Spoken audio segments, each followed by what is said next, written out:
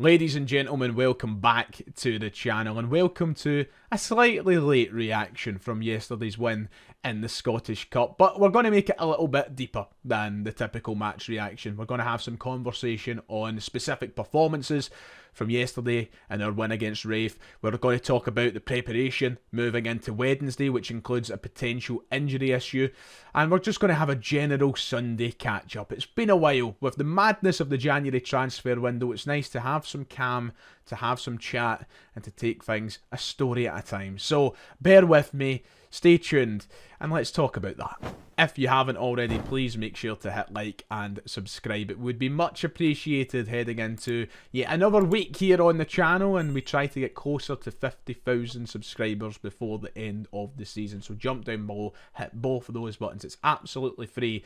And let's talk about yesterday, shall we? Celtic 5, Raith Rovers 0. Celtic have scored 11 goals in their last 2 games at Celtic Park. 6-0 winners against Dundee, of course, on Wednesday night, and 5-0 winners yesterday with a very much...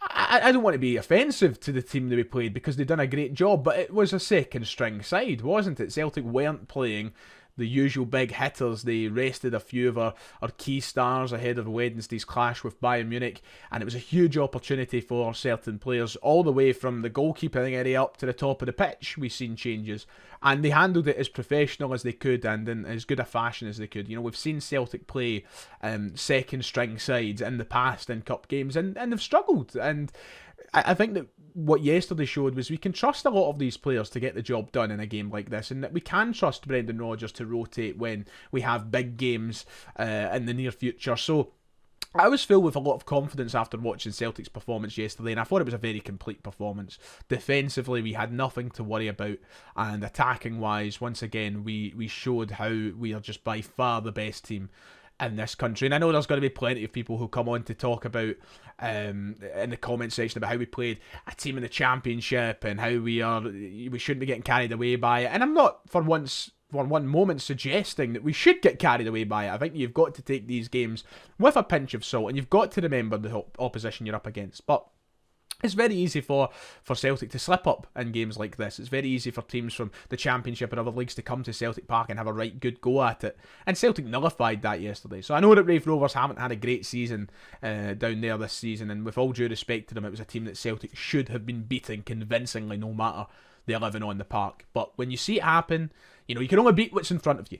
And we done it in a professional manner yesterday, and so many players deserve a huge credit for their performance. As I said, from back to front, we were just great yesterday. Viljamis Salo made his first start for Celtic, his first appearance in a competitive game for Celtic, I should add. And then right up to the top of the park, we've seen changes with Yang starting, getting a huge opportunity to prove something, and he took it. So there was just positives all over. And first and second half was much of the same for Celtic, wasn't it? We were just dominant of the game. We had all the ball effectively, and we made things happen constantly. We kept asking Raith Rovers questions while not allowing them to ask any back. I thought attacking wise we played some really nice stuff yesterday. Daizen Maeda, I mean, just how good is he? How good is Daizen Maeda? The best since Larsson. And I know a lot of people are already cracking that same joke, and I was going to make it the title of the video ironically today, but you know what a player he is, and what a bit of form he's come into for someone who has been so under the microscope since joining Celtic, and for someone who's been so up and down in what they can do. This season he's locked into a completely different level. He's shown a side of himself, a ruthless side of himself, which is asking the question as to whether or not we should just give him the Player of the Year award already. He has been magnificent. In fact, I just wanted to bring this up as a visual aid to show you what we're actually talking about this season. In 34 games, and a majority of them being starts for Daizen Maeda, he's contributed to 29 goals in 34 games, 21 of them being goals. And yesterday was the only time he's played up front. Most of that, 18 of those goals, have come from the left wing. Now, I know that we have been blessed with fantastic wingers, especially in recent years. Jota, Abada, Scott Sinclair, James Forrest. We've been blessed with wingers over the course of following Celtic in my lifetime, and for older folk, your lifetime as well. But how often do you see a winger scoring 20 plus goals in a season and making it look that easy? It's He'll get 30 goals this season. I'm confident of it. He's going to have a 30-goal season. And he's going to have goal contributions of 40 plus.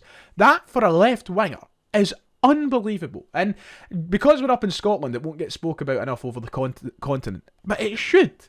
Daizen Maeda right now is one of the most informed players over Europe. Not just in Scotland, over the whole continent. And that stretches across domestic football and in European football. You can argue that Daizen Maeda has been the most important, if not the best, Celtic player in the squad across the Champions League fixtures this season. You could make that point. He was the guy that scored over in Dortmund, wasn't he? When we got beat 7-1, he even was good in the night there. He has been unbelievable, and across Europe, his name should be getting spoke about among the best, because he's just been fantastic. And when I say the best since Larsson, obviously I'm having a bit of a laugh and a joke, because that's what we always said about Kyogo, and Kyogo's not here now, and it is a bit of ironic humour. But there's a part of us deep down that, we might have to turn around in a year or so and go, Maeda has been the best since Larsson. And he's very much embarking on a journey to become a modern icon at the club. And fans, people who aren't big fans of Daizen Maeda might think of a statement like that and laugh at it. But if he continues at this output for the next 2 or 3 years and stays at Celtic, well, number one, with that output, it's not a guarantee that we'll be able to keep him for another 2 or 3 years. But at 27 years of age, if he continues with these numbers, you could make the case that he's been not just the best forward player at Celtic since Henrik Larsson. You could make the case that he's been the best overall player since Henrik Larsson. He has been that good this season.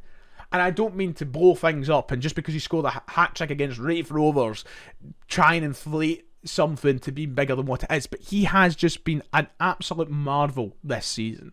And I've just enjoyed him. And I mean, we spoke about this on our members only live stream today. Look at the stats through the squad. 30 goal contributions almost from Maeda. 30 goal contributions almost from Kuhn, both of them on 29 apiece actually. 13 from Ida. Obviously Kyogo not here, but he was on 16. 19 goal contributions for Arne Engels, who apparently for some hasn't been that good. Callum McGregor with 8. McCowan with 10, mostly from the bench. 12 for Alistair Johnston. It's just unbelievable. The output and where the goals are coming from in this Celtic team at the minute is unreal. But the guy that I just need to talk about the most is Daizen Maeda. He's just lighting me up at the minute. And for someone who, me personally, as you know, watching this channel, have been so critical of Maeda at times. But after yesterday, I can't help but just gaze in awe of how good he is. And his confidence is sky high at the minute. A lot of these chances that we would maybe be used to seeing him miss in the past, he's now converting. And that is just absolutely magic. He was great first and second half yesterday. He'll be a huge miss on Wednesday night, and that can't be understated. You also have to talk about Yang, for example, who was great, I should say, yesterday. Someone who is, once again, a player I've been very critical of, and still have my doubts and reservations as to whether or not he's good enough for Celtic. I'm not going to let Raith Rovers be the measuring stick as to say that he's turned a coin in his Celtic career and he's going to kick on and be this great player. He needs to prove that constantly against different teams, but it's certainly a step in the right direction. And I will make this abundantly clear right now: I'm never against any Celtic player turning it around, no matter how bad it's got for them. So Yang, I want to see succeed. I want to see him give a career to Celtic and be of use to Celtic. And if he can channel the performance that he gave yesterday across the rest of the season, why not? Can he be a part of Celtic? He was magic yesterday. A goal, 2 assists. Looked like he was thriving on that wing. And you want him to be full of confidence. So I was really happy with what I seen of him yesterday. I was really happy with they complete the entire front line. McCowan in behind as well with Bernardo, and we'll come on to him. The team were great. The team were really, really good. And we got what we deserved: a spot in the next round of the Scottish Cup and the continuation of our treble charge. Now, a lot of people obviously concerned about Paulo Bernardo going off yesterday. Does that mean he's missing out on Wednesday's game? You'll be happy to know that Brendan Rodgers did confirm after the game yesterday that he should be okay, and it was purely a precautionary substitution. Just for clarification, this is what Brendan Rodgers said, that he probably came off just as a precaution. He rolled his ankle a wee bit. He should be okay for Wednesday night. So nothing too serious on Paulo Bernardo for now. Of course, we'll wait till Brendan Rodgers expands on this at his press conference tomorrow evening, ahead of the Bayern Munich game. You want him to be fit. As I said earlier in our stream, he's not a player I expected to start on Wednesday, but he's a great player, and you need as much depth as you can get going into games like Bayern Munich. So yeah, hopefully just a wee silly ankle roll from Bernardo that keeps him fit and firing for Wednesday, and Rodgers' comments seem optimistic. It just was a great day for Celtic to show some different talents off. I mean, I feel bad for Viljamis and Salo, who just had nothing to do the entire game. I don't think he faced a single shot.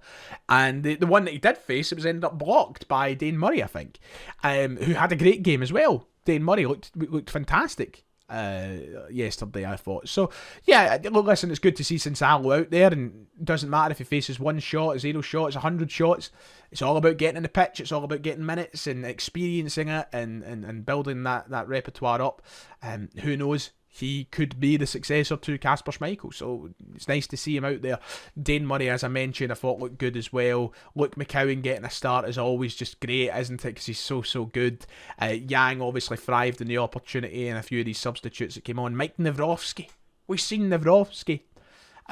It's just a performance that, even though will hold no correlation with what we see on Wednesday in terms of squad selection, the way that we manage the game, the way that we play in the game, it has no correlation for Bayern Munich, but nonetheless, it just sends me into that game with a wee bit more optimism. Which brings me to my final point of the video for today, and that is Wednesday night. Now, of course, I'm not going to dive into it too much right now, save that for Monday, Tuesday and Wednesday before the game. But, you know, we have a massive week. A week which could be history-making for Celtic. A week that I think that we've all accepted will be difficult, and I don't think there's much expectation on Celtic to go and win this tie. Of course there's not. But what there is there's optimism, and what there is hope in the Celtic supporters from the way that we've played this season, conducted ourselves this season, to go and give Bayern Munich a challenge on Wednesday. And I don't think the squad's where it could have been. Of course it's not. But it's certainly good enough to give them a challenge. And that's what I hope to see on Wednesday night. And as I said yesterday, gives me that hope and that confidence that we can do something. So we'll see how we're feeling come then.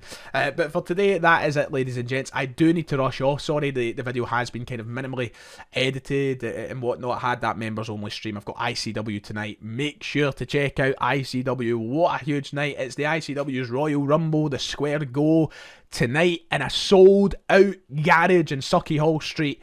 It is going to be insane. So I'm going to get my suit on, and I'm going to get myself down to the tune just now.